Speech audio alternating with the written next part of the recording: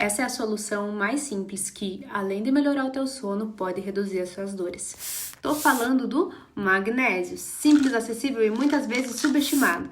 O magnésio ajuda a relaxar o sistema nervoso, melhora a qualidade do sono, reduz a tensão muscular, inclusive essa que causa dor na mandíbula, dor na cabeça, né? O famoso cansaço ao acordar.